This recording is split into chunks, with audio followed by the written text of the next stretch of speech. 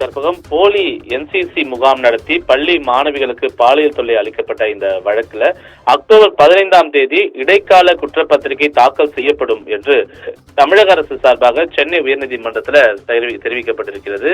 குறிப்பாக இந்த வழக்கில் தொடர்புடையதாக கருதப்பட்ட சிவராமன் மற்றும் அவருடைய தந்தை மரணம் தொடர்பாக விசாரணை நடத்தப்பட்டதா என்றும் நீதிபதிகள் கேள்வி எழுப்பியிருக்கிறார்கள். குறிப்பாக இந்த வழக்கு விசாரணைக்கு வந்தபோது அரசு சார்பில் ஆஜரான வழக்கறிஞர் சிவராமன் மரணம் குறித்து சேலம் தலைமை குற்றவியல் நடுவர் நீதிமன்ற நீதிபதி அறிக்கை அளித்த பின்னர் கூட விசாரணை நடத்தப்படும் என்ற ஒரு கருத்தினை ஒரு வாதமாக முன்வைத்திருக்கிறார்கள். அதோடு மட்டுமல்லாமல் இந்த சம்பவம் தொடர்பாக முழுமையான விசாரணை நடத்தப்பட்டிருக்கிறது, அது குறித்து நீதிமன்றத்திற்கு எந்த சந்தேகமும் வேண்டாம் என்று அரசு சார்பில் ஆஜரான வழக்கறிஞர் தெரிவித்திருந்தார்.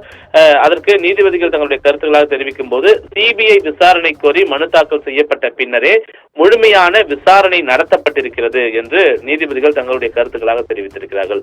அதோடு மட்டுமல்லாமல் இந்த வழக்கில் ரகசிய விசாரணை கோரக்கூடிய அரசினுடைய கோரிக்கை குறித்து அடுத்த விசாரணையின் போது நாங்கள் பரிசீலிக்கிறோம் என்றும் நீதிபதிகள் தெரிவித்து இந்த வழக்கினுடைய விசாரணையை அக்டோபர் 22ஆம் தேதிக்கு ஒத்திவைத்திருக்கின்றனர். கற்பகம்.